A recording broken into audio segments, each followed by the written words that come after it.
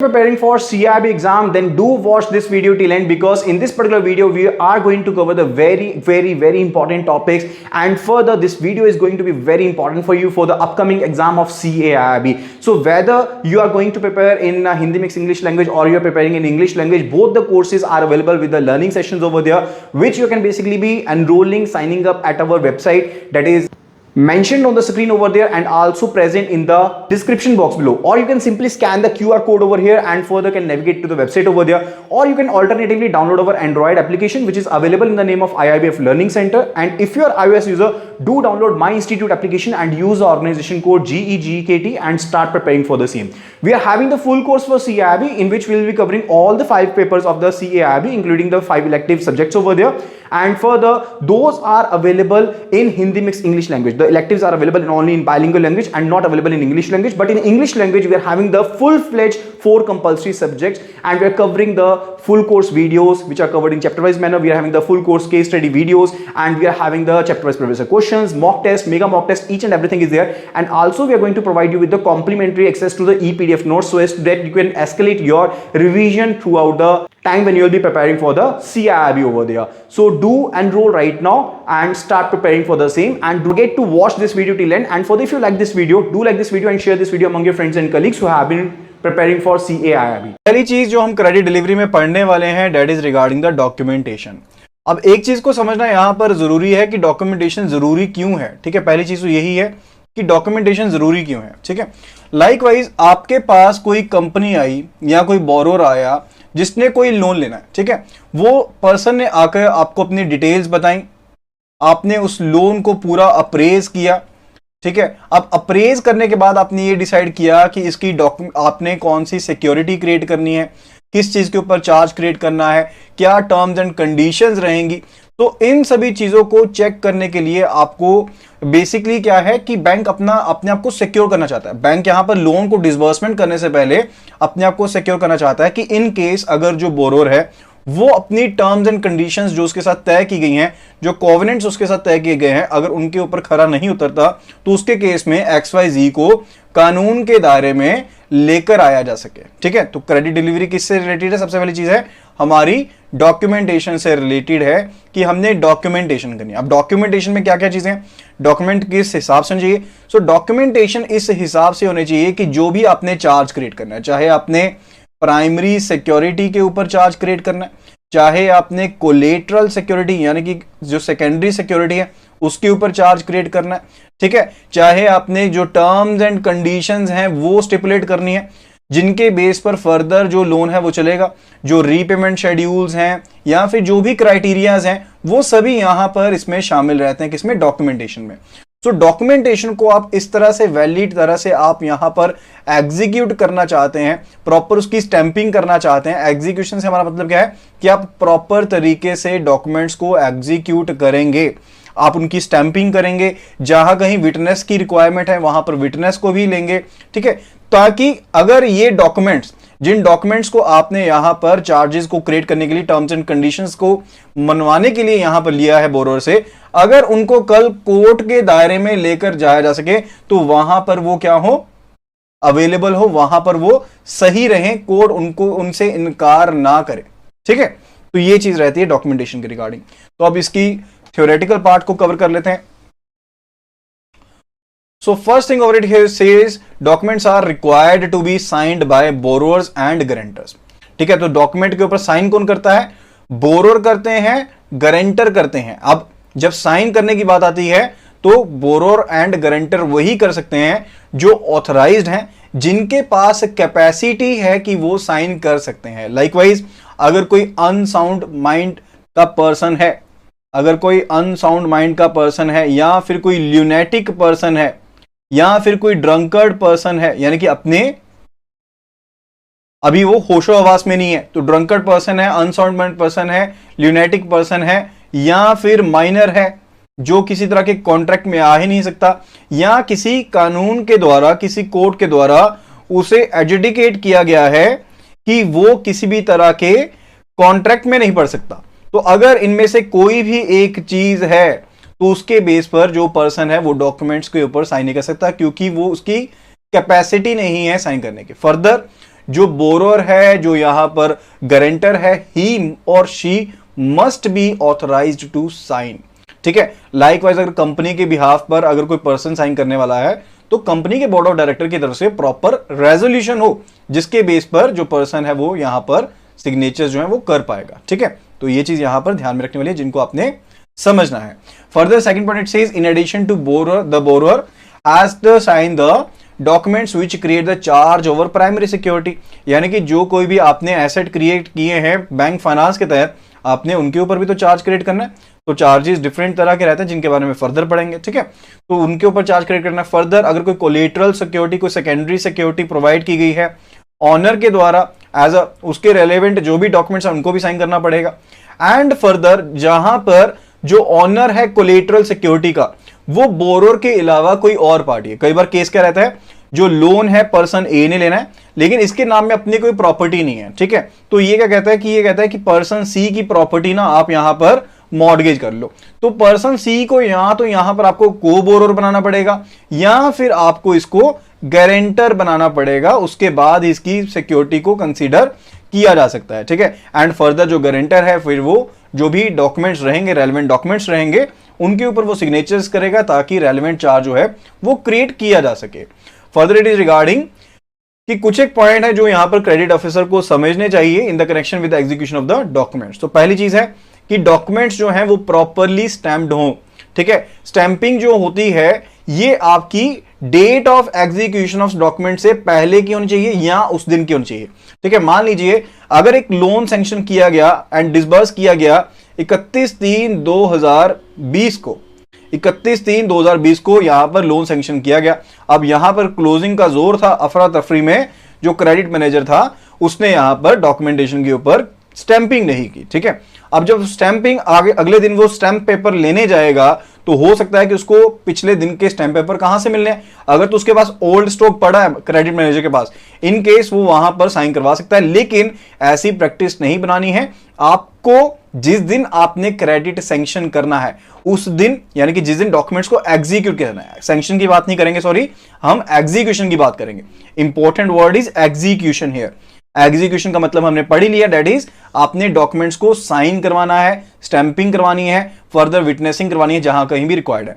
तो जिस दिन डॉक्यूमेंट्स को एग्जीक्यूट किया गया या तो उस दिन या उससे पहले की तारीख के जो स्टैंपिंग है वो की जानी चाहिए डॉक्यूमेंट्स के ऊपर। ठीक है, further the date of execution document should never be earlier than that the date of sampling. तो डेट ऑफ स्टैंपिंग से पहले की आपकी डेट ऑफ एग्जीक्यूशन नहीं होनी चाहिए। वही चीज होगी कि एग्जीक्यूशन जो है वो स्टैंपिंग के बाद वाले दिन की होगी या स्टैंपिंग के सेम डे वाले दिन होगी। ठीक है, further date and place of execution should be proper mentioned in the documents.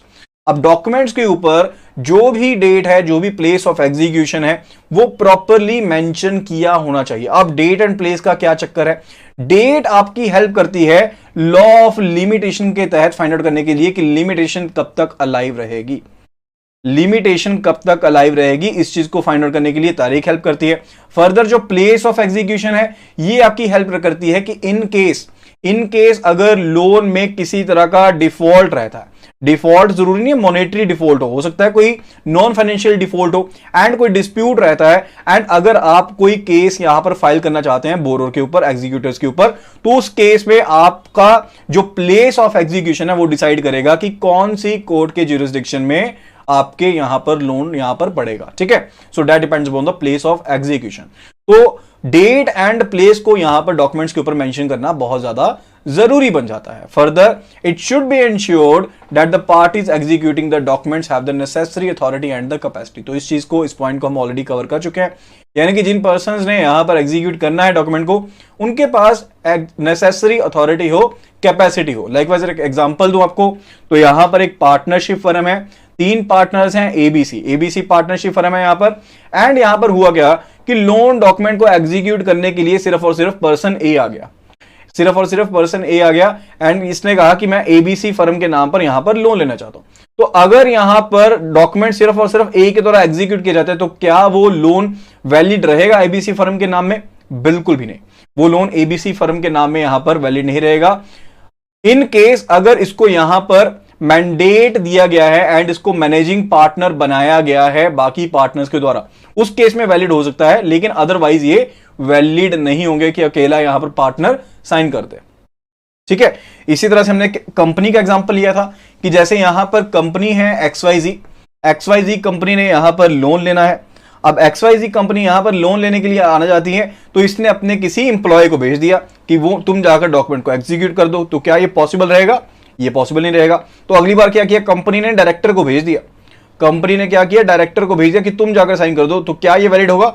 ये तब तक वैलिड नहीं होगा जब तक बोर्ड ऑफ डायरेक्टर्स के द्वारा जो ऑथराइज्ड पर्सन है उनका रेजोल्यूशन साथ में नहीं आता।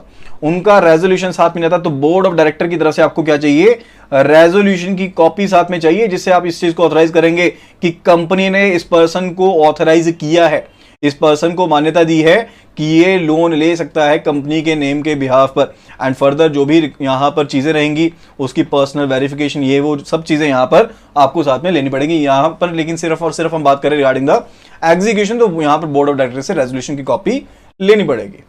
Then it is regarding, it should be ensured that the person signing the document is doing so with his free will, यानी कि अपनी मर्जी से वो डॉक्यूमेंट्स के ऊपर साइन कर रहा है, उसके साथ किसी भी तरह की जोर जबरदस्ती नहीं है।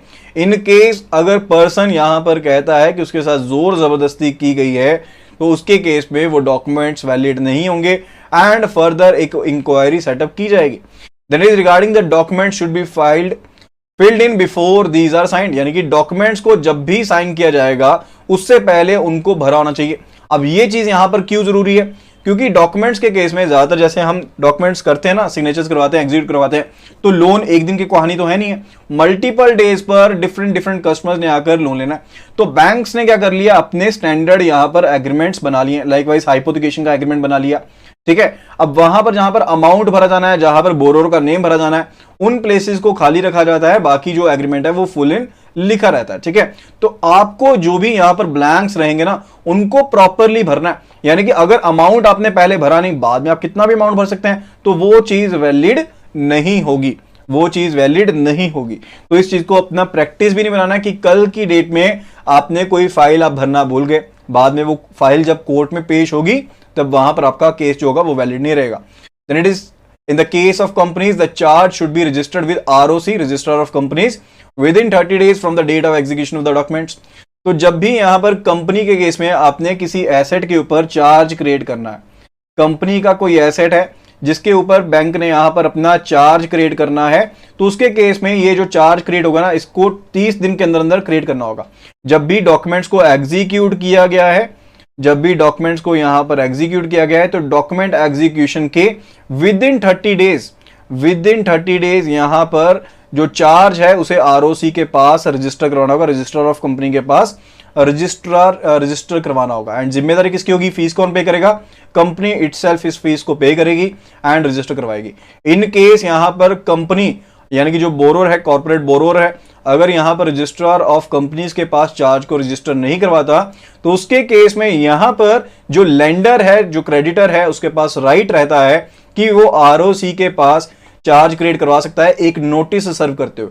कंपनी को एक नोटिस सर्व कर दिया जाएगा and further with in a stipulated time यहां पर जो क्रेडिटर होगा वो आरओसी के पास चार्ज क्रिएट कर सकता है एंड बाद में जो कोई भी फीस लगी है उसकी भरपाई कंपनी से कर सकता है। ठीक है, तो यहां पर एक दो पॉइंट है। लाइकवाइज पहली चीज तो ये है कि प्लेज के केस में किसी भी तरह का चार्ज जो है उसे आरओसी के पास रजिस्टर करने की जरूरत नहीं है। लियन के केस में, बैंकर लियन का जहां पर चार्ज क्रिएट है, वहां पर आपको कोई भी चार्ज को करने की जरूरत नहीं है, रजिस्टर करने की जरूरत नहीं है विद द आरओसी। यानी कि अगर कंपनी के कोई स्टॉक्स थे जिनके ऊपर प्लेज का चार्ज क्रिएट किया गया, तो प्लेज के केस में क्या रहता है, जो ओनरशिप है वो किसके पास रहती है? वो तो बोरोर के पास ही रहती है, लेकिन जो पोजेशन है गुड्स का वो किसके पास रहता है? पोजेशन रहता है लेंडर के पास। तो जहां पर पोजेशन है ही लेंडर के पास, वहां पर चार्ज को रजिस्टर करवाने की जरूरत नहीं पड़ती है। तो इस चीज का ध्यान रखना है। तो ये क्वेश्चन कई बार आ जाता है कि किस केस में जो चार्ज है वो आरओसी के पास रजिस्टर करवाने की जरूरत नहीं है। Further it is regarding if any document is required to be registered with the sub registrar, अगर किसी डॉक्यूमेंट को रजिस्टर करवाने की जरूरत है, यानी कि जब आपने चार्ज क्रिएट करना है उसके केस में कोई डॉक्यूमेंट है जिसको यहां पर सब रजिस्ट्रार के पास रजिस्टर करवाने की जरूरत है, तो वहां पर भी यहां पर प्रिस्क्राइब्ड टाइम लिमिट में ये चीज की जानी चाहिए। ओके, तो that was regarding the documentation. उसके बाद बात आती है regarding the third party guarantees. तो थर्ड पार्टी गारंटी हम क्यों लेते हैं, कहां पर लेते हैं, इस चीज को जानना जरूरी बन जाता है। तो मान लीजिए आपने पर्सन ए को यहां पर दिया है एक लोन, आपने पर्सन ए को यहां पर दिया है लोन, एंड आपने इसको लोन दिया है, मान लीजिए 10 लाख का लोन दिया है, ठीक है। तो आप बेसिकली क्या करते हैं, नेट वर्थ को फाइंड आउट करते हैं। जब भी आपने कोई लोन सैंक्शन करना है ना, पहली चीज क्या करते हैं, आप सीआर रिपोर्ट यानी कि कॉन्फिडेंशियल रिपोर्ट बनाते हैं। कॉन्फिडेंशियल रिपोर्ट के तहत आप यहां पर नेट वर्थ को देखते हैं। नेट वर्थ का बेसिकली मतलब क्या है, आप एसेट लायबिलिटीज का देखते हैं एंड ये चेक करते हैं नेट वर्थ में कि कितने आपके एसेट्स सरप्लस है। लाइकवाइज हम मान लेते हैं कि ए के जो लायबिलिटीज हैं वो है 5 लाख की, एंड ए के जो एसेट हैं वो है यहां पर 12 लाख के, ठीक है। तो इसकी नेटवर्थ कितनी हुई, इसकी नेटवर्थ हुई यहां पर 7 लाख की, ठीक है, यानी कि assets minus liabilities that is equal to 7 lakh rupees. अब इसके हिसाब से क्या इसको यहां पर लोन देना जरूरी है या फिर बनता है। अब क्या 10 लाख की ये पूंजी कहां पर लगा पाएगा, ये हमने वायबिलिटी के हिसाब से चेक करना होता है, ठीक है। लेकिन फिर भी बैंक अपने सिक्योरिटी के लिए यहां पर इसे कहेगा कि या तो तुम मुझे कोलेटरल सिक्योरिटी प्रोवाइड करो, अगर मैंडेटरी है तो बैंक कहेगा कि मुझे कोलेटरल सिक्योरिटी चाहिए। लेकिन इन केस यहां पर अगर इसके पास कोलेटरल सिक्योरिटी नहीं है एंड बैंक यहां पर सेटिस्फाई है कि थर्ड पार्टी की गारंटी पेश की जाए, तो वहां पर मान लीजिए पर्सन बी कहता है कि मैं गारंटी दे दूंगा, कि मैं गारंटी दे दूंगा इस पर्सन के बिहाफ पर। तो आप एक चीज समझ लीजिए कि गारंटर की एंड बोरोर की जो लायबिलिटी रहती है ना, यहां पर है हमारे पास गारंटर एंड ये है हमारे पास बोरोर। तो बोरोर एंड गारंटर की जो लायबिलिटी रहती है ना, दैट इज को एक्सटेंसिव, दैट इज को एक्सटेंसिव, यानी कि साथ साथ में ही चलती है। ये नहीं है कि गारंटर कहे कि अभी तो मेरे ऊपर पैसा ड्यू नहीं हुआ तो मेरी गारंटी नहीं है, मेरे ऊपर तो कोई लायबिलिटी नहीं है, ऐसा नहीं रहता। गारंटर के ऊपर एंड बोरोर के ऊपर जो लायबिलिटी रहती है दैट इज को एक्सटेंसिव, वो साथ साथ में चलती है। एंड यहां पर बैंक, अगर ये कोई पर्सन रेप्यूटेड पर्सन है, इसकी नेटवर्थ अच्छी है, इसके पास अपने खुद की एसेट्स हैं, तो फर्दर यहां पर बैंक यहां पर थर्ड पार्टी गारंटी को यहां पर अलाउ कर सकता है एंड बैंक यहां पर सिक्योर्ड पोजीशन में रहेगा, रेदर देन अगर ये गारंटी लेता ही नहीं है, ठीक है। अगर बैंक गारंटी लेता ही नहीं है, कोई कोलेटरल सिक्योरिटी भी नहीं लेता है, तो यहां पर बैंक अगर गारंटर लेता है तो एक बेटर पोजीशन में है। बैंक क्या है, एक बेटर पोजीशन में, बैंक के पास एक एडिशनल सेफ्टी है अगेंस्ट द डिफॉल्ट, क्योंकि अगर डिफॉल्ट हुआ तो गारंटर के पास भी जा सकता है, गारंटर को भी कहेगा। एंड गारंटर की जो यहां पर गारंटर के केस में ना एक बड़ी सी आपको गलतफहमी रहती है कि इसका लिमिटेशन कब से स्टार्ट होता है, बड़ा ही इंपॉर्टेंट पॉइंट है एंड कई बार केस स्टडी टाइप क्वेश्चन में पूछ ले जाता है, ठीक है। तो गारंटर के केस में जो लिमिटेशन पीरियड स्टार्ट होता है ना, जिस तारीख से आप गारंटी को इन्वोक करते हैं, इन्वोक करने का मतलब समझते हैं, लाइकवाइज जब ये डेब्ट हो गया, डिफॉल्ट हो गया, अब डिफॉल्ट के बाद इरेगुलरिटी रही तो आपने नोटिस यहां पर ए को भी निकाल दिया, साथ में आपने गारंटर को भी निकाल दिया, तो यहां पर गारंटी क्या होगी, बेसिकली इन्वॉक होगी। तो गारंटी इन्वॉक होने के साथ साथ इसकी जो लिमिटेशन है वो स्टार्ट हो जाती है, that is of 3 years from the date of invocation, 3 years from date of invocation. Borrower के केस में तो डेट ऑफ एग्जीक्यूशन से रहती है 3 साल तक की, लेकिन गारंटर के केस में जो डेट ऑफ लिमिटेशन है that is 3 years from the date of invocation. तो ये बहुत ही इंपॉर्टेंट पॉइंट है, इसको नोट कर लीजिए। फर्दर इसके बाद बात आती है regarding the these third parties can be individual. तो ये जो थर्ड पार्टी यहां पर गारंटी ली गई है तो ये इंडिविजुअल के द्वारा भी दी जा सकती है, कोई कंपनी भी तो गारंटी दे सकती है, कोई पार्टनरशिप फर्म भी दे सकती है, कोई एलएलपी भी गारंटी दे सकती है। सो कोई भी लीगल एंटिटी जो है यहां पर वो गारंटी दे सकती है एंड इंडिविजुअल तो गारंटी दे ही सकता है। And in case of finance to firms, अगर आपने फर्म को फाइनेंस किया है तो उसके केस में पर्सनल गारंटी जो है प्रोप्राइटर की या फिर पार्टनर की हम स्टिपुलेट नहीं करते। अब इस पॉइंट को ध्यान से समझिएगा। देखिए यहां पर ना बेसिकली हम लायबिलिटी की बात कर रहे हैं कि लायबिलिटी पर्सन की है क्या। लाइकवाइज यहां पर XYZ फर्म है जो एक प्रोप्राइटरशिप फर्म है, जो क्या है, एक प्रोप्राइटरशिप फर्म है जहां पर प्रोप्राइटर है हमारे पास ए, ठीक है, ए यहां पर प्रोप्राइटर है। तो XYZ को आपने लोन दिया एंड आप उस लोन में ए की पर्सनल गारंटी ले लें, तो कोई मतलब बना? कोई मतलब ही नहीं बना। क्यों? क्योंकि ए की तो लायबिलिटी ऑलरेडी इसमें शामिल है ना। जब यहां पर डॉक्यूमेंट्स को एग्जीक्यूट किया जाएगा ना लोन के, तो ए यहां पर अपनी पर्सनल कैपेसिटी में एज वेल एज प्रोप्राइटर की कैपेसिटी में, दोनों कैपेसिटी में साइन कर रहा है, क्योंकि ए की लायबिलिटी क्या है, अनलिमिटेड है। अब unlimited liability and limited liability के कंसेप्ट को समझ लीजिए, बहुत इंपॉर्टेंट कंसेप्ट है, बहुत जगह काम आने वाला है, ठीक है। तो अनलिमिटेड लायबिलिटी ये कहती है, अनलिमिटेड लायबिलिटी ये कहती है कि जो पैसा मैंने यहां पर अपनी फर्म में लगाया, मान लीजिए ए ने अपनी कैपिटल इस फर्म में लगाई है 5 लाख की। ए ने अपनी कैपिटल जो इस फर्म में लगाई है वो लगाई है 5 लाख की, ठीक है। जो पैसा मैंने अपनी फर्म में लगाया वो पैसा यानी कि वो शेयर जो मेरा इन्वेस्टेड है कंपनी में, उसके ऊपर तो लायबिलिटी बनती है। यानी कि अगर XYZ ने मार्केट में किसी का पैसा देना, बैंक का कोई पैसा देना है, तो ये जो 5 लाख का शेयर है उसके ऊपर तो लायबिलिटी बनेगी। लेकिन साथ में अगर यहां पर ए का कोई पर्सनल एसेट भी है, ए का कोई पर्सनल एसेट भी है, इस 5 लाख से अलग से अगर इसका कोई पर्सनल एसेट भी है, वो भी इस लायबिलिटी में शामिल होगा, ठीक है। तो ये डेफिनेशन रहती है, यानी कि जो शेयर है इन्वेस्टमेंट का उसके ऊपर तो लायबिलिटी रहेगी, साथ की साथ जो इसके पर्सनल एसेट है ना वो भी लायबल रहेंगे, पर्सनली भी इसकी लायबिलिटी रहेगी। That is what, that is unlimited liability. तो लिमिटेड लायबिलिटी की डेफिनेशन तो आप खुद ही समझ गए होंगे।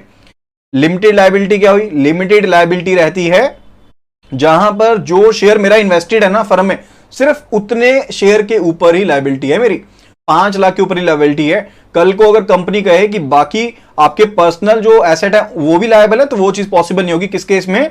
लिमिटेड लायबिलिटी के केस में, ठीक है। तो जिन केसेस में तो पर्सन की अनलिमिटेड लायबिलिटी है, लाइकवाइज प्रोप्राइटर के केस में हो गया, या फिर मान लीजिए कोई पार्टनरशिप फर्म है, कोई नॉर्मल पार्टनरशिप फर्म है, एबीसी फर्म है यहां पर, ठीक है।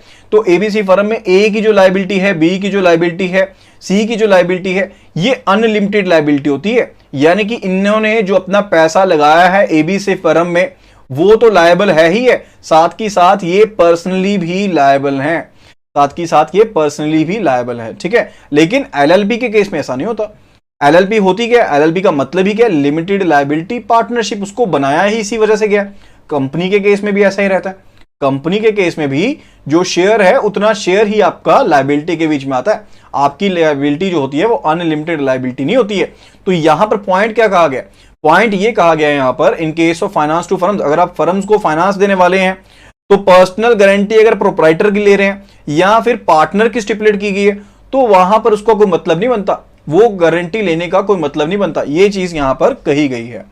Then it says in many cases bank stipulate personal guarantees of the promoters, directors, trustee. हाँ, इस चीज का मतलब बनता है। अब ये चीज किस तरह से फायदेमंद है वो चीज आपको बता देता हूं।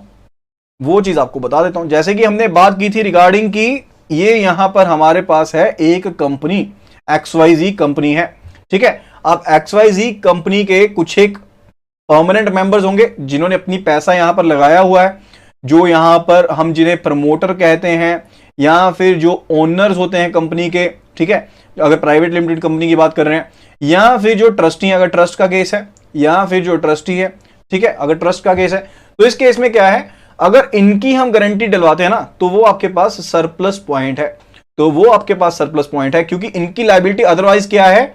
लिमिटेड लायबिलिटी है। सिर्फ जो शेयर इनका इसमें इन्वेस्टेड है सिर्फ उतने की लायबिलिटी है, अदरवाइज तो लायबिलिटी है ही नहीं। ट्रस्टी के केस में तो वो भी नहीं है। ट्रस्टी के केस में ट्रस्टी करता क्या? बेसिकली अपना लोगों का पैसा कॉमन कोज के लिए उसको क्या कर रहा है? मैनेज कर रहा है। लेकिन ट्रस्टी की अगर पर्सनल गारंटी डलवा लेंगे तो जो पर्सनली ट्रस्टी जो होगा वो लायबल हो जाएगा। सेम चीज यहां पर प्रमोटर, ओनर, डायरेक्टर सभी के केस में यहां पर शामिल रहती है। तो इस केस में गारंटी लेना वाजिब है जहां पर इनकी अनलिमिटेड लायबिलिटी नहीं है। तो यहां पर अगर बैंक के ड्यूज में डिफॉल्ट होता है तो उसके केस में, अगर बैंक के ड्यूज में डिफॉल्ट हुआ तो उसके केस में आप प्रमोटर को पकड़ सकते हैं कि भैया इसके पैसे नहीं लौटाए, अब आप इसके पैसे लौटाइए, आपकी पर्सनल लायबिलिटी भी बनती है, हमने आपकी गारंटी ले रखी है, ठीक है। अब लेकिन इसके रिगार्ड में ना रिजर्व बैंक ऑफ इंडिया ने क्या की हुई है? अपनी गाइडलाइंस दी है, इसके रिगार्डिंग अपनी सजेशन दी है। पहली चीज, personal guarantees of directors may be helpful in respect of those companies whether private or public where shares are held closely by a person or a connected persons or a group। तो इसका क्या meaning हुआ? अब ये कहा गया है कि जो पर्सनल गारंटी है डायरेक्टर की, खास करके जब हम कंपनी की बात कर रहे हैं, सिर्फ और सिर्फ कंपनी की बात कर रहे हैं, एंड यहां पर हम बात कर रहे हैं डायरेक्टर की, तो डायरेक्टर बेसिकली होता क्या है? पहली चीज तो ये समझ लीजिए। तो मैं आपको ना एक कंसेप्ट समझा रहा हूं किसके रिगार्ड में, पब्लिक कंपनी के केस में आपको समझा देता हूं ताकि बेटर वे में समझ पाए। अब पब्लिक कंपनी होती क्या है? पब्लिक कंपनी क्या करती है? अपने शेयर्स को कर देती है मार्केट में इशू, यानी कि स्टॉक एक्सचेंज में लिस्टेड जो कंपनी है, स्टॉक एक्सचेंज में लिस्टेड जो कंपनी है वो क्या है? पब्लिक कंपनी है, ठीक है, वो भी पब्लिक कंपनी है। एंड इसके अलावा पब्लिक कंपनी ये जरूरी है ना कि स्टॉक एक्सचेंज में लिस्टेड हो ही हो, अगर कोई कंपनी पब्लिक में नहीं भी लिस्टेड फिर भी तो वो पब्लिक हो सकती है, बिल्कुल हो सकती है। अगर लोगों का पैसा लगाया, ओवर द काउंटर इन्वेस्टमेंट की गई है, वो भी पब्लिक कंपनी है, ठीक है। तो यहां पर XYZ कंपनी की हम बात कर रहे हैं कि ये पब्लिक कंपनी है, यानी कि लोगों ने अपना पैसा यहां पर इन्वेस्ट कर रखा है कंपनी में, ठीक है। अब ये कंपनी बेसिकली क्या है, कुछ एक पर्संस को आप अपने आप यहां पर क्या करती है, अपनाती है, इनको यहां पर डेजिग्नेट करती है। मान लीजिए एक कंपनी में 1000 लोगों की इन्वेस्टमेंट है, एक कंपनी है जिसमें 1000 लोगों की इन्वेस्टमेंट है। अब अगर जनरल मीटिंग होगी कंपनी की, जहां पर जो भी इंपॉर्टेंट डिसीजन लिए जाने हैं बिजनेस रिलेटेड, या फिर मान लीजिए कोई और मीटिंग हो रही है जहां पर इंपॉर्टेंट डिसीजन लिए जाने इन्वेस्टमेंट के रिगार्डिंग या किसी और चीज के रिगार्डिंग, तो क्या यहां पर 1000 लोग शामिल हो पाएंगे? बिल्कुल पॉसिबल ही नहीं है।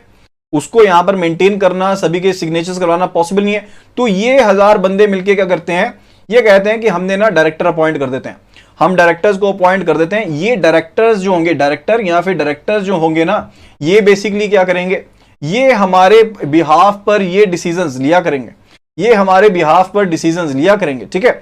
अब यहां पर डायरेक्टर्स को अपॉइंट कर दिया। अब डायरेक्टर जो है वो अच्छे भी हो सकते हैं, वो बुरे भी हो सकते हैं। अब हो सकता है कि किसी एक डायरेक्टर के कारण कंपनी जो है वो बहुत अच्छा ग्रो कर रही हो सकता है किसी और डायरेक्टर के कारण उतना अच्छा ग्रो ना करे, may be due to the intellect, ठीक है। तो यहां पर भी वही चीज शामिल होती है। अब बैंक्स की दिक्कत क्या रहती है, बैंक्स को ये रहता है कि आज ये मैनेजमेंट जो है, यानी कि जो बोर्ड ऑफ डायरेक्टर्स हैं वो बेहतर है, यानी कि जो की मैनेजरियल पर्सनल हैं, की मैनेजरियल पर्सनल कौन होते हैं, जो मुख्य तौर पर किसी कंपनी को मैनेज कर रहे हैं, ठीक है। तो आज की डेट में ये बंदे बड़े अच्छे हैं जो यहां पर कंपनी को बेहतर तरीके से चला रहे हैं, इनकी मैनेजमेंट अच्छी है, इनको लोन दे देना चाहिए। लेकिन कंपनी, बैंक सोचता है कि कल को अगर ये चले गए, कल को अगर ये निकल गए कंपनी से, तो उसके केस में क्या किया जाएगा, ठीक है। फर्दर जहां पर प्राइवेट कंपनी है, प्राइवेट कंपनी, ये तो पब्लिक लिमिटेड कंपनी की बात कर ली ना हमने, जहां पर है आपकी प्राइवेट लिमिटेड कंपनी, तो यहां पर प्राइवेट कंपनी का मतलब क्या रहता है कि आपने कंपनी तो ओपन कर ली, लेकिन शेयरिंग जो है वो गिने चुने पर्सन की है। मान लीजिए 3 पर्सन ने मिलकर कंपनी खोली, अपना अपना पैसा लगाया, कंपनी ओपन कर ली। अब यहां पर बैंक सोचता है कि ये 3 लोगों ने अपनी कंपनी तो खोल ली, इनको खुद को कैसे लपेटा जाए कि कल को अगर कंपनी के एसेट को ये इधर उधर कर भी देते हैं तो इनकी खुद की जिम्मेदारी भी तो होनी चाहिए। तो बैंक कहता है कि आप अपनी पर्सनल गारंटी दे दीजिए, कि आप अपनी पर्सनल गारंटी दे दीजिए, चाहे ये डायरेक्टर है, प्रमोटर है, ओनर, आप अपनी पर्सनल गारंटी साथ में दीजिए, ठीक है। तो यहां पर रिजर्व बैंक ऑफ इंडिया के सजेशन में एक वर्ड इस्तेमाल किया गया है, that is shares are held closely. Shares are held closely का मतलब है कि जो शेयर्स हैं कि वो ज्यादा तो नहीं फैले हुए, कि ये तो नहीं है कि बहुत ज्यादा जो नंबर ऑफ शेयर होल्डर्स हैं। लाइकवाइज मान लीजिए जैसे कोई पब्लिक लिस्टेड कंपनी है, लिस्टेड कंपनी का मतलब जो स्टॉक एक्सचेंज के ऊपर लिस्टेड है, तो अगर वो लिस्टेड कंपनी है तो लिस्टेड कंपनी के केस में हो सकता है कि जो शेयर्स हो वो करोड़ में हो, ठीक है ना, पॉसिबिलिटी तो है ना कि शेयर्स जो है करोड़ में हो। तो क्या उसके केस में उसे क्लोजली हेल्ड कहेंगे? बिल्कुल पॉसिबल नहीं है, क्योंकि जहां पर जो शेयर्स हैं वो बहुत ज्यादा लोगों में फैले हुए हैं, तो अल्टीमेटली एक ऑनर तो होगा ही नहीं, ठीक है। तो इसीलिए क्या किया जाता है कि जो प्रमोटर्स होते हैं ना, जो ओनर्स होते हैं, वो क्या करते हैं, एक स्टेक अपने पास रखते हैं, जो यहां पर कंपनीज एक्ट में स्टिपुलेट किया गया कि 26% ना कम से कम प्रमोटर को अपने पास रखनी है, अगर उसे यहां पर की मैनेजरियल पर्सन बनना है, यहां पर एज अ ओनर अगर उसने अपने आप को प्रेजेंट करना है, तो कम से कम 26% स्टेक उसका होना चाहिए, ठीक है। एंड फर्दर जिसका स्टेक सबसे ज्यादा होगा वो उतना ही ज्यादा यहां पर बड़ा हकदार होगा कंपनी का, ठीक है। तो ये चीज रहती है। तो यहां पर मान लीजिए पर्सन ए की जो ओनरशिप है कंपनी में वो है 26% की, तो जहां पर जो शेयर्स हैं वो क्लोजली हेल्ड है, चाहे वो पब्लिक लिमिटेड कंपनी है चाहे वो प्राइवेट लिमिटेड कंपनी है, उसके केस में आप पर्सनल गारंटी को ले सकते हैं, उसके केस में आप पर्सनल गारंटी को ले सकते हैं डायरेक्टर्स की, एंड वो हेल्पफुल भी रहती है। जब आपके पास कोई और सिक्योरिटी अवेलेबल नहीं है तो आप उनसे पर्सनल गारंटी को लेते हुए सिक्योरिटी को यहां पर फॉर्म कर सकते हैं। लेकिन एक पॉइंट और यहां पर बता दिया इन्होंने, that is what, not being professionals और गवर्नमेंट ऑफिशियल्स। ये ना हो कि जो यहां पर पर्संस अपॉइंट किए गए हैं, डायरेक्टर जिनको अपॉइंट किया है, वो यहां पर अपॉइंट किया गया है गवर्नमेंट के द्वारा, गवर्नमेंट ने डायरेक्टर अपॉइंट किया हुआ है, उनकी गारंटी लेने का कोई फायदा नहीं है, क्योंकि वो यहां पर सिर्फ और सिर्फ मैनेजमेंट के पर्पज से आए हैं। उनका यहां पर कंपनी के एसेट के साथ एज सच कोई लेना देना नहीं है। कल को उनकी होल्डिंग कंपनी के ऊपर किस तरह से रहेगी और उनका कोई लेना देना ही नहीं है, तो उनकी गारंटी यहां पर इतनी हेल्पफुल नहीं होगी। किनकी गारंटी हेल्पफुल होगी? जहां पर जो शेयर्स हैं वो क्लोजली हेल्ड हैं एंड वो पर्संस कनेक्टेड हैं टू द कंपनी, ओके। तो ये था हमारा पहला point. Further it is regarding the exception being in respect of companies. अब एक और एक्सेप्शन आ गई, कौन सी एक्सेप्शन है? जहां पर जो कंपनीज हैं उनको कोर्ट के ऑर्डर के द्वारा या फिर किसी स्टैच्यूटरी ऑर्डर के द्वारा बनाया गया। अब बहुत सी कंपनीज ऐसी हैं जिनको स्टैच्यूटरी ऑर्डर पास किया जाता है या फिर पार्लियामेंट्री एक्ट के थ्रू बनाया जाता है।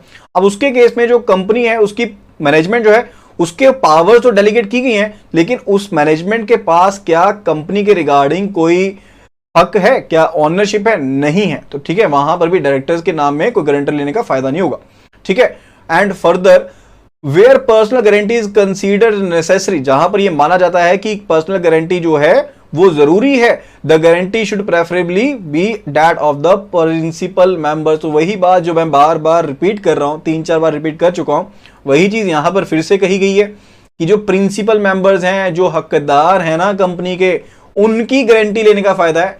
ऐसे ही उल जुलूल किसी पर्सन की गारंटी लेने उसका कोई बेनिफिट नहीं है। ठीक है, तो ये चीज यहां पर कही गई है। फर्दर उसके बाद पॉइंट है, even if company is not closely held, अगर कंपनी क्लोजली हेल्ड नहीं भी है, जैसे हमने केस किया था कि पब्लिक लिस्टेड कंपनी है, जो शेयर होल्डर्स का नंबर है वो काफी ज्यादा है, फिर भी वहां पर जो गारंटी है वो ली जा सकती है। क्यों ली जा सकती है? एक जस्टिफिकेशन देते हुए कि जो डायरेक्टर्स हैं वो इंश्योर करेंगे कि वो कंटिन्यूटी बनी रहेगी उस मैनेजमेंट की, कि उसी मैनेजमेंट की कंटिन्यूटी बनी रहेगी। या फर्दर अगर कोई चेंजेस किए भी जाते हैं, अगर मैनेजमेंट में चेंजेस किए भी जाते हैं तो बैंक के कंसेंट के बिना नहीं किया जाएगा चेंज। ठीक है, that is what is it is justified for. तो अगर कोई यहां पर क्लोजली हेल्ड कंपनी नहीं भी है तो उसके केस पे इस बेस पर पर्सनल गारंटी डायरेक्टर्स की ली जा सकती है to ensure the continuity of management. तो ये क्यों जरूरी है? क्योंकि बैंक को डर बना रहता है कि कल इस कंपनी की मैनेजमेंट चेंज हो गई तो हमारा पैसा फंस जाएगा, तो यहां पर ऐसी गारंटी ली जा सकती है। ठीक है, one way by which the lending institution could protect themselves, इस तरह के सर्कमस्टांसेस में किस तरह से प्रोटेक्ट कर सकते हैं? एक तो डायरेक्टर्स की गारंटी लेने, एंड फर्दर क्या कर सकते हैं कि यहां पर डिक्लेरेशन भी ली जा सकती है। जहां पर पर्सनल गारंटी इवन वेव भी की गई है, वहां पर ये नेसेसरी बन जाता है कि एक अंडरटेकिंग ले ली जाए बोरोइंग कंपनी के द्वारा कि किसी भी तरह का मैनेजमेंट में फेरबदल नहीं किया जाएगा बिना बैंक के कंसेंट के, बिना लैंडिंग इंस्टीट्यूशन के कंसेंट के कोई भी फेरबदल मैनेजमेंट में नहीं किया जाएगा।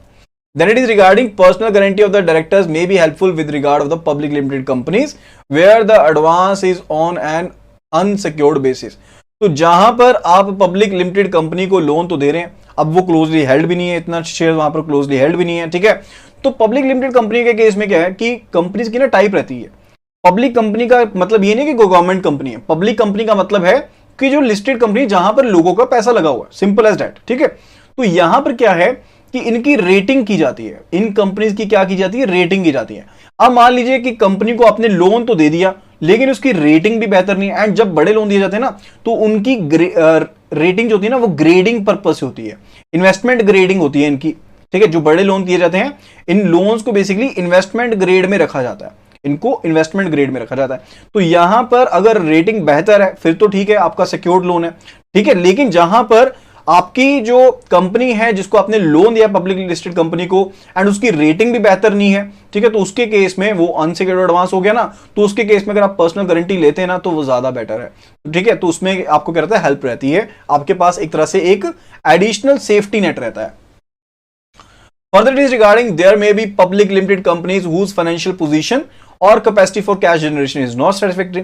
तो ऐसी पब्लिक लिमिटेड कंपनी भी तो हो सकती है कि जहां पर फाइनेंशियल पोजीशन सही है ही नहीं, कंपनी के कैश मैनेजमेंट की, कैश जनरेशन की जो कैपेसिटी है वो इतनी है ही नहीं।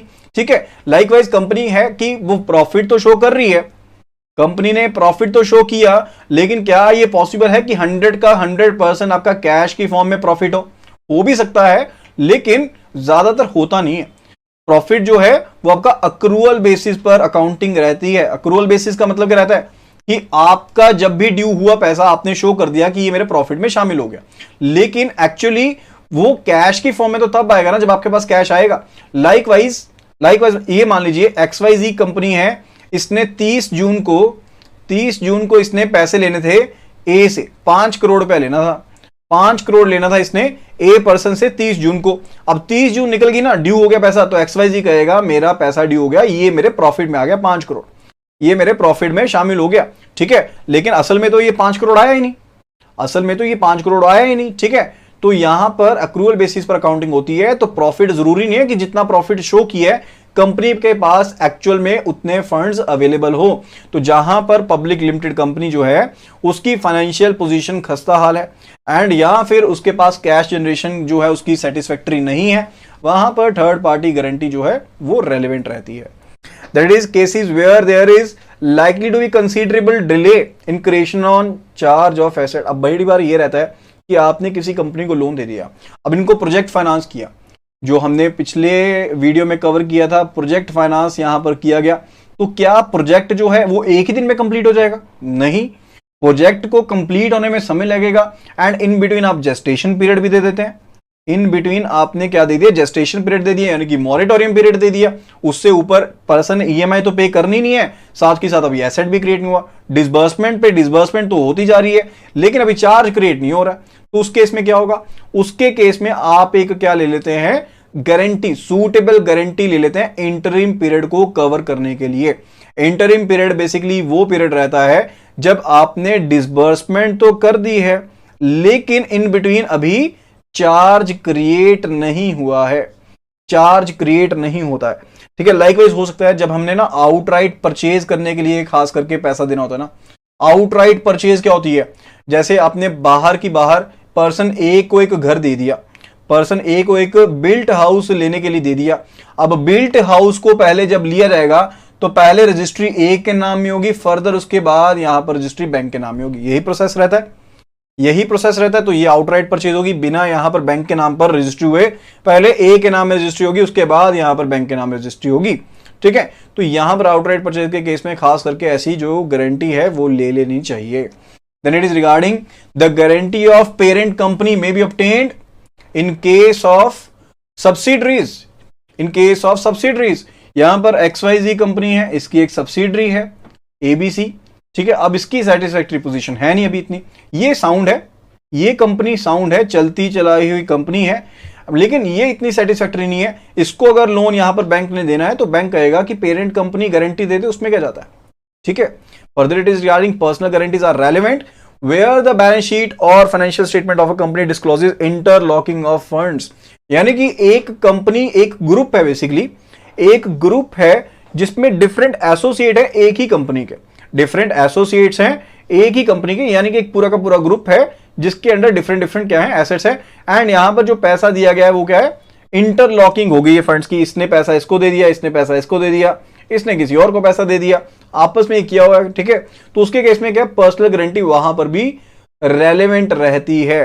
ठीक है, जहां पर जो बैलेंस शीट है या फिर जो फाइनेंशियल स्टेटमेंट है कंपनी की वो डिस्क्लोज करती है कि इंटरलॉकिंग है फंड्स की। ठीक है, वहां पर भी पर्सनल गारंटी जो है वो रेलेवेंट रहती है। उसके बाद बात आती है रिगार्डिंग दी कि रिजर्व बैंक ऑफ इंडिया ने ना गारंटी के रिगार्डिंग ये सुजेशंस तो दी थी, गाइडलाइंस तो दी थी, साथ के साथ ये कह दिया कि यहां पर ना आप बोरोइंग कंपनी से एक अंडरटेकिंग लेंगे, आप बोरोइंग कंपनी से अंडरटेकिंग लेंगे। लाइकवाइज यहां पर XYZ कंपनी को बैंक ने लोन देना है एंड इसने कहा कि मैं ABC की यहां पर गारंटी डलवा देता हूं, ABC की यहां पर गारंटी डलवा देता हूं। ठीक है, तो अगर ABC ने यहां पर अपनी गारंटी देनी है ना, ABC यहां पर गारंटर है, तो इस गारंटी के बदले में XYZ इसे किसी भी तरह का कमीशन या फिर ब्रोकरेज फीस या फिर और किसी भी तरह का जो पैसा है इसे पे नहीं करेगा। ठीक है, ना ही ABC यहां पर डायरेक्टली या इनडायरेक्ट वे में किसी तरह का ब्रोकरेज फीस कमीशन यहां पर लेगा। ठीक है, तो ये चीज यहां पर ध्यान में रखनी है। तो RBI ने ये चीज एडवाइस कर दी कि आपको बोरोइंग कंपनी से, XYZ क्या है? बोरोइंग कंपनी है, तो XYZ से आपने यहां पर अंडरटेकिंग ले लेनी है, एज वेल एज गारंटर से भी आपने यहां पर अंडरटेकिंग ले लेनी है कि किसी भी तरीके की कोई भी कंसीडरेशन यहां पर नहीं ली जाएगी गारंटर के द्वारा बोरोर से गारंटी देने के लिए। बोरोर के द्वारा किसी भी तरह का पैसा नहीं दिया जाएगा गारंटर को गारंटी लेने के लिए। ठीक है, so that is set and ये इनडायरेक्ट डायरेक्ट दोनों वे में कवर होता है। So the requirement should be incorporated in the bank's terms and condition and further इसे बैंक के terms and conditions में भी शामिल किया जाना चाहिए for sanctioning the credit limit। And जब भी कभी इंस्पेक्शन होती है तो इंस्पेक्टर जो है ना इस चीज को वेरीफाई करेंगे कि जो ये स्टिपुलेशन थी क्या इसको कंप्लाई किया जा रहा है या फिर नहीं किया जा रहा है। फर्दर एक एक्सेप्शनल केस है, देखिए कोई भी केस आ रहा है उसमें एक्सेप्शन जरूर आई है, तो इसमें क्या एक्सेप्शन है?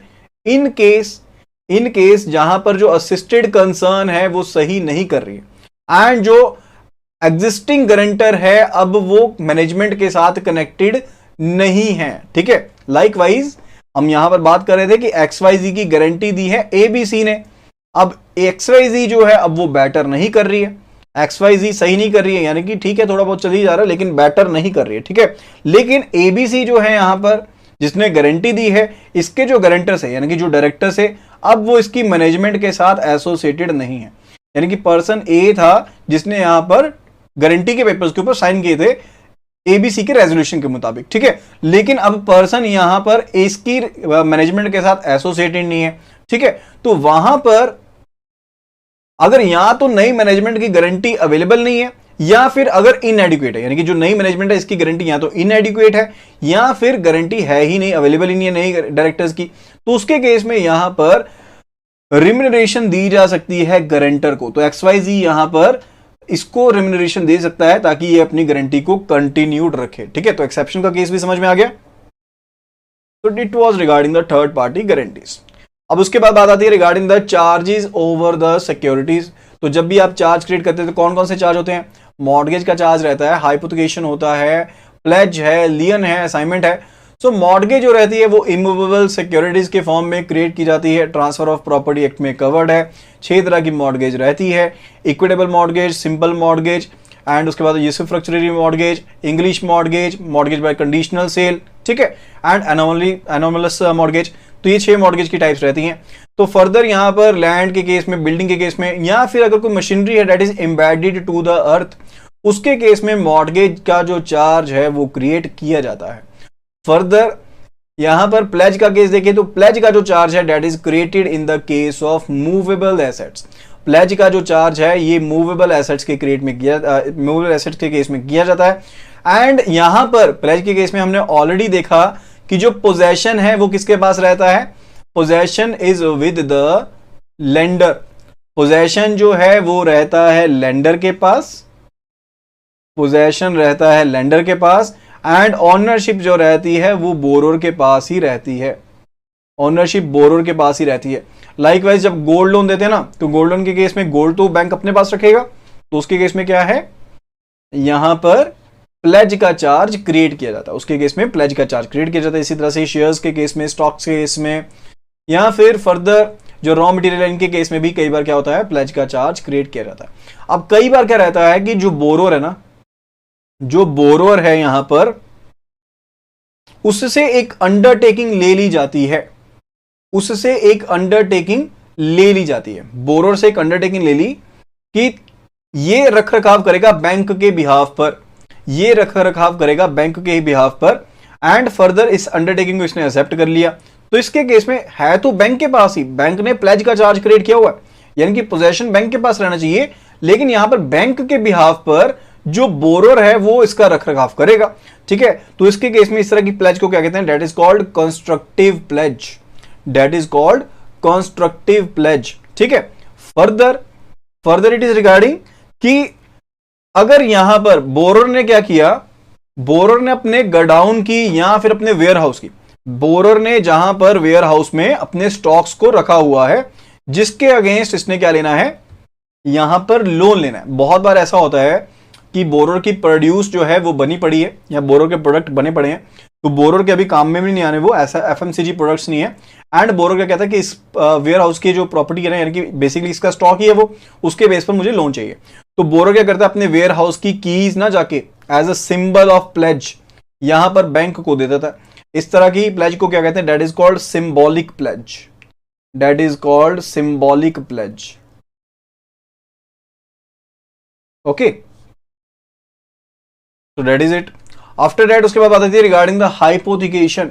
हाइपोथिकेशन बेसिकली एक आप कह लीजिए एक सुधरा हुआ रूप ही है किसका, प्लेज का, ठीक है। तो ये हाइपोथिकेशन बेसिकली जब आप पोजेशन ले लेते हैं तो ये प्लेज में कन्वर्ट हो जाती है, तो ये प्लेज में कन्वर्ट हो जाती है। तो ये सरफेसी एक्ट में डिफाइंड है, प्लेज जो है ये सॉरी नॉट प्लेज, जो हाइपोथिकेशन है ये सरफेसी एक्ट में डिफाइंड है। हाइपोथिकेशन के केस में जैसे आपने कोई सीसी लिमिट बना के दी, पर्सन जो है वो स्टॉक में डील कर रहा है, पर्सन जो है स्टॉक में डील कर रहा है, ठीक है, तो इसने क्या किया, अपना स्टॉक जो था उसके ऊपर हाइपोथिकेशन का चार्ज क्रिएट करवा लिया। तो क्या वो स्टॉक बैंक के पास रहता है? नहीं। तो हाइपोथिकेशन के केस में जो पोजेशन है वो भी किसके पास रहता है? बोरोर के पास रहता है। एंड साथ के साथ जो ओनरशिप है वो भी बोरोर के पास रहती है। सिर्फ और सिर्फ बैंक यहां पर बोरोर से ये अंडरटेकिंग लेता है कि वो अपने यहां पर अगर डिफॉल्ट करता है इन केस, तो बैंक के पास राइट होगा इस स्टॉक के ऊपर पोजेशन लेने का, इस स्टॉक के ऊपर पोजेशन लेने का। तो जैसे ही बैंक यहां पर पोजेशन लेता है, हाइपोथिकेशन किस में कन्वर्ट हो जाती है? प्लेज में कन्वर्ट हो जाती है। तो रॉ मटेरियल एंड फर्दर जैसे मोटर व्हीकल्स होगी, स्टैंडिंग क्रॉप्स होगी, इनके केस में कौन सा चार्ज क्रिएट होता है? हाइपोथिकेशन का चार्ज क्रिएट होता है। एंड आल्सो जैसे कि यहां पर हम बात कर रहे हैं, जैसे कार के ऊपर क्या लिखा होता है? जब आप कार लोन करते हैं ना, तो उसकी जो आरसी होती है, रजिस्ट्रेशन सर्टिफिकेट है, उसके ऊपर लिखा रहता है regarding the hypothecated to, bank का नाम साथ में रहता है। तो दैट इज व्हाट, हाइपोथिकेशन का चार्ज ही आपने क्रिएट किया है। Then it is a case of lien. Banker lien की बात करें अगर, तो securities which are already in the possession of the creditor, already bank के पोजेशन में है सिक्योरिटी यहां पर, एंड बैंक के ऊपर फर्दर यहां पर बैंक के पास क्या है? राइट है। बैंक के पास राइट है कि नोटिस सर्व करते हुए कि वो इन गुड्स को, इन सिक्योरिटीज को बेच सकता है। लेकिन इसमें एक्शनेबल क्लेम एंड जो डिपॉजिट्स हैं, पैसा है, वो इसमें शामिल नहीं होता। डिपॉजिट्स इसमें शामिल नहीं होता। ठीक है, लियन के केस में, जैसे एफडीआर के केस में आप क्या करते हैं? लियन का चार्ज क्रिएट करते हैं। एफडीआर के केस में आप क्या करते हैं? लियन का चार्ज क्रिएट करते हैं। अब आप कहेंगे एफडीआर भी तो डिपॉजिट है, बेसिकली वो सिक्योरिटी रिसिप्ट है।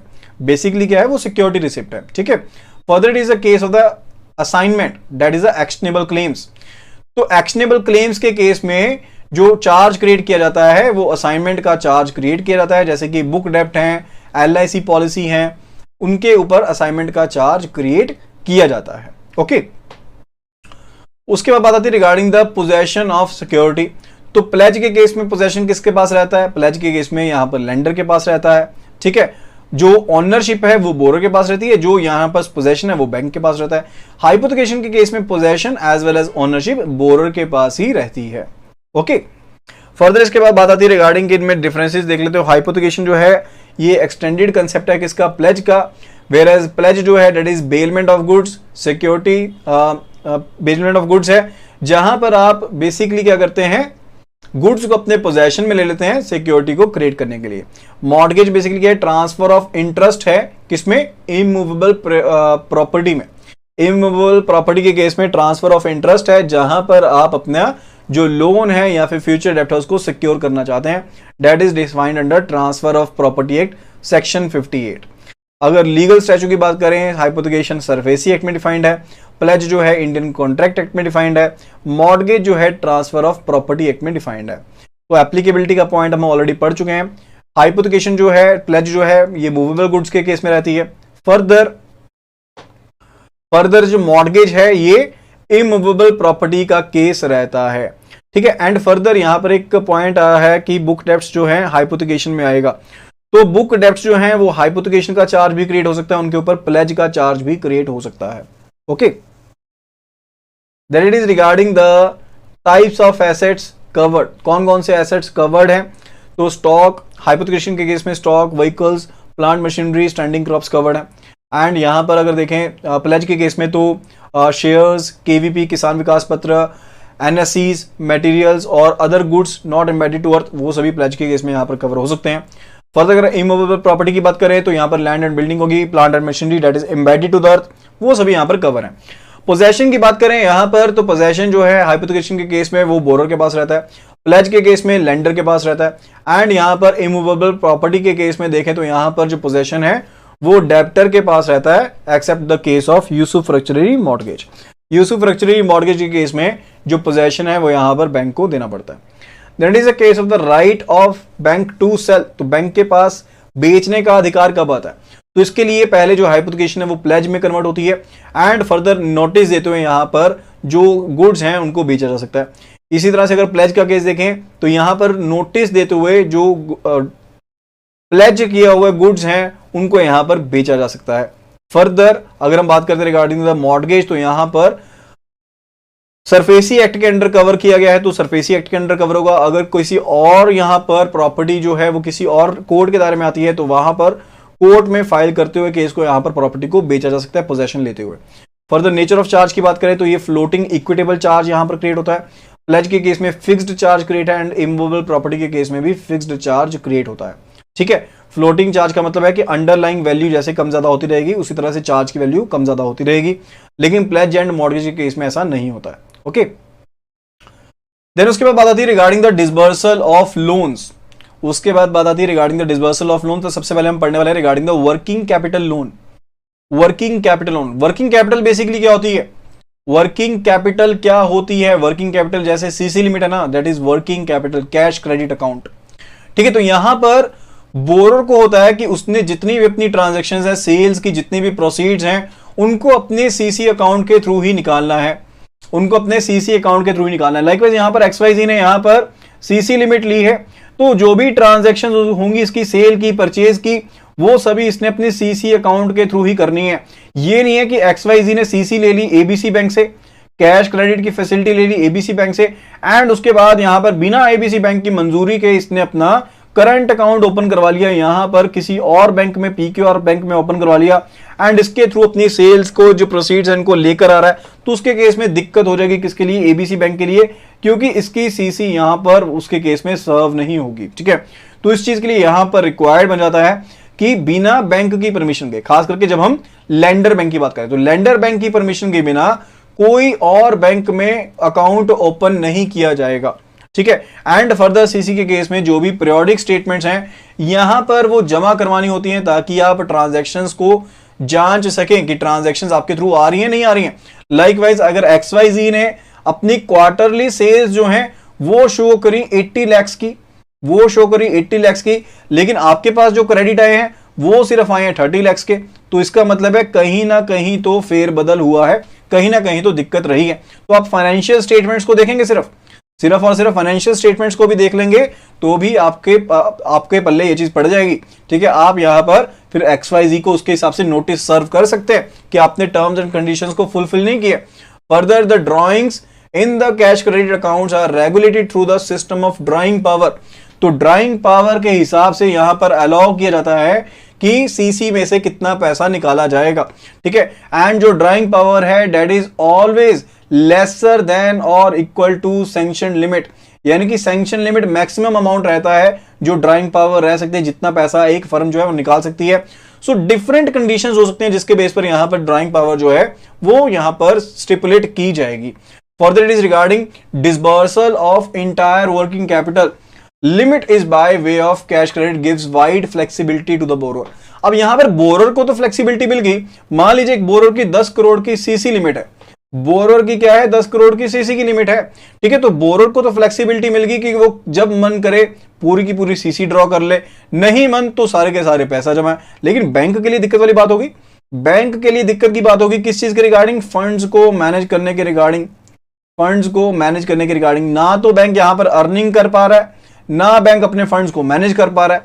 मान लीजिए यहां पर जो XYZ फर्म है 10 करोड़ इसने उठाए नहीं, तो बैंक के 10 करोड़ तो वेकेंट पड़े ना, क्योंकि क्या पता ये कब पैसे लेने आ जाए, क्या पता ये कब पैसे लेने आ जाए। ठीक है, ये चीज है। लेकिन यहां पर दिक्कत क्या है कि हो सकता है कि इसको 10 करोड़ की जरूरत पड़ जाए, तो वो भी दिक्कत वाली बात हो जाएगी।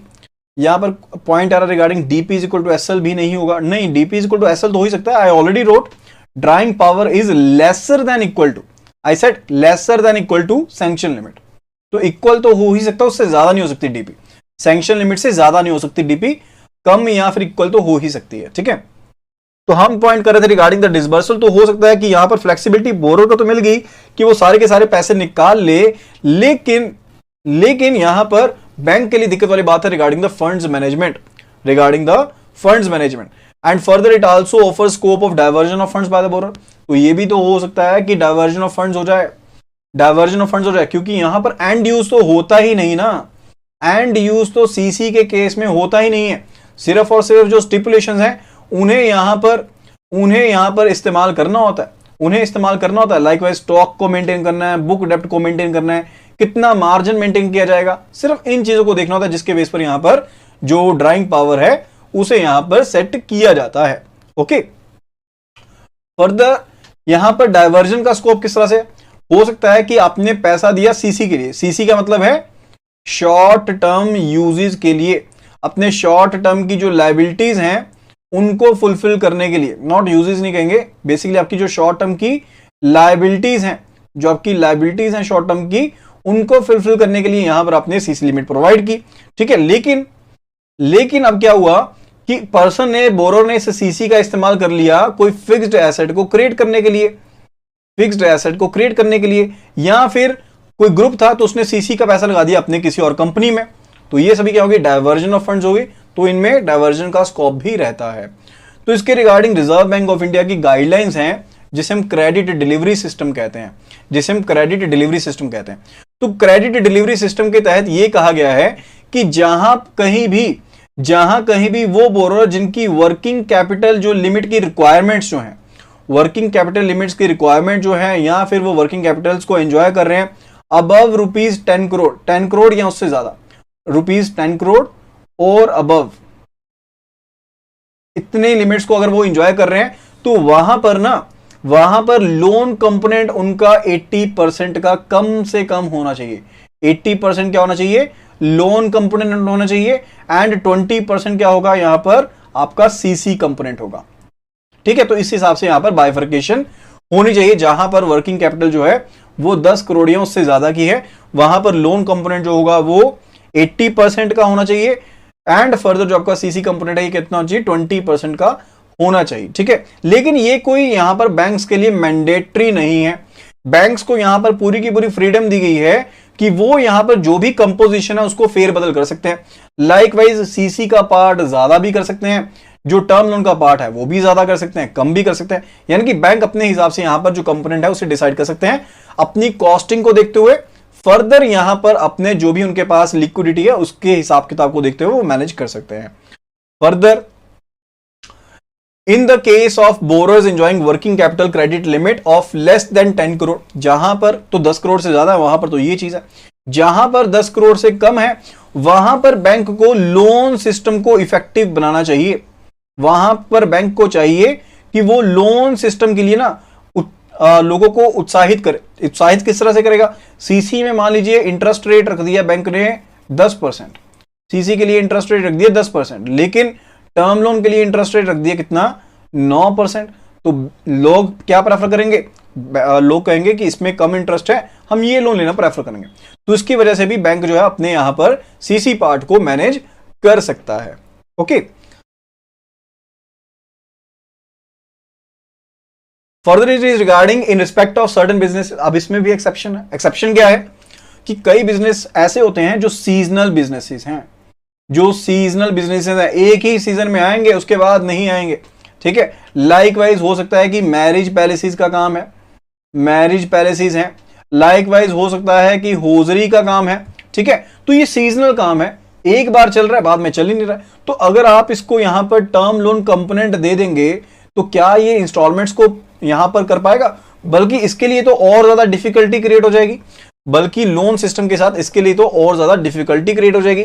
तो यहां पर बैंक के साथ ना जो भी बोर्ड है उससे अप्रूवल लेते हुए बैंक इस चीज में एक्सेप्शन ले सकता है कि जहां पर सीजनल एक्टिविटीज हैं या साइक्लिकल एक्टिविटीज हैं वहां पर बैंक जो है लोन डिलीवरी सिस्टम को, क्रेडिट डिलीवरी सिस्टम को फॉलो ना करे, ओके। फर्दर उसके बाद बात आती है रिगार्डिंग द टर्म लोन, लेकिन यहां पर अपनी वीडियो को कर देते हैं हम खत्म। एक क्वेश्चन यहां पर हम कर लेते हैं, ड्राइंग पावर से रिलेटेड ही क्वेश्चन है, क्वेश्चन नंबर 20 ओवर हियर। सीधे इस क्वेश्चन में जंप कर रहे हैं, but let's solve at least one question, okay. तो question says the value of stock is ₹10 lakh, जो स्टॉक की वैल्यू है वो कितनी है, 10 लाख रुपए की है, and date of the trade debtor is ₹5 lakh, trade debtor की जो अमाउंट है वो कितनी है, 5 लाख रुपए की है। तो बैंक ने एक कैश क्रेडिट लिमिट को यहां पर सैंक्शन किया है 10 लाख रुपए की at 20% margin of stock, stock का मार्जिन लिया है 20% का, एंड जो ट्रेड डेब्टर्स हैं उनका मार्जिन लिया है 30% का, ठीक है। And amount of trade creditor जो आउटस्टैंडिंग है वो हमें दिया गया है कितना, 2 लाख रुपए का। तो what is the maximum amount of borrower which he can draw, तो बोरोर यहां पर मैक्सिमम कितना पैसा ड्रॉ कर सकता है, यानी कि हमने ड्रॉइंग पावर को निकालना है, हमने ड्राइंग पावर को कैलकुलेट करना है। ठीक है, तो किस तरह से कैलकुलेट करेंगे? आपके पास जो स्टॉक की वैल्यू है, अगर आप कोई कर सकते हैं तो जल्दी से कैलकुलेट करके आंसर दे दीजिए। ठीक है, अदरवाइज मैं यहां पर आपको समझाने वाला हूं। ठीक है, तो स्टॉक की वैल्यू आपको दे रखी है यहां पर 10 लाख रुपए की, आपको 10 लाख की दे रखी है स्टॉक की वैल्यू। एंड फर्दर साथ के साथ आपको जो ट्रेड डेब्टर्स हैं, आपके ट्रेड डेब्टर्स हैं जिनसे आपने पैसे लेने हैं, उसकी वैल्यू दे रखी है 5 लाख की। ठीक है, एंड यहां पर आपके पास जो अमाउंट दिया गया है किसका? मार्जिन का, स्टॉक के अगेंस्ट, वो कितना है? 20% मार्जिन है। स्टॉक यहां पर डेब्टर के अगेंस्ट कितना मार्जिन है? 30% का मार्जिन है। स्टॉक के अगेंस्ट कितना मार्जिन है? 20% का मार्जिन है।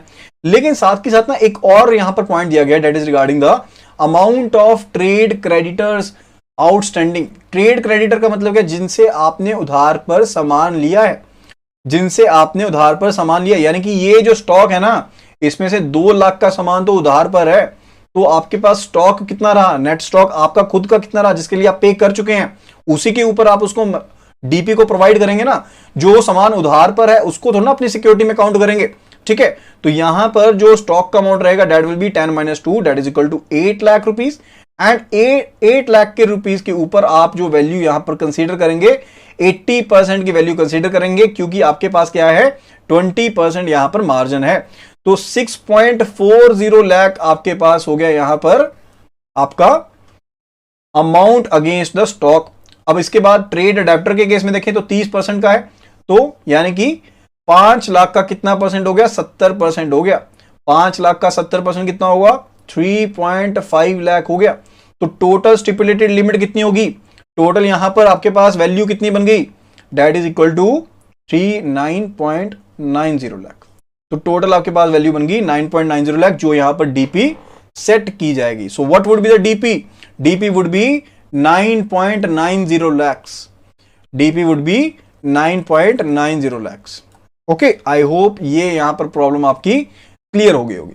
आई होप कि आपको यहां पर ये वीडियो पसंद आई होगी। अगर आपको ये वीडियो पसंद है तो फटाफट से वीडियो को रेट कर देना। आउट ऑफ 10 कमेंट सेक्शन में आप कमेंट पास कर सकते हो, या फिर आप चैट बॉक्स में लिख सकते हो।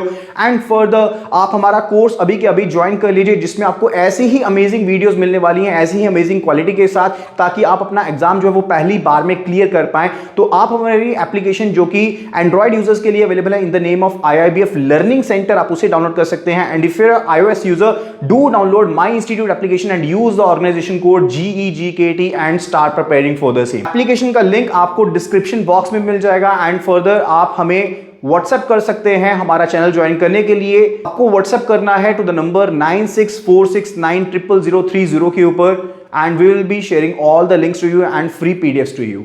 So thank you so much and see you again in the next video।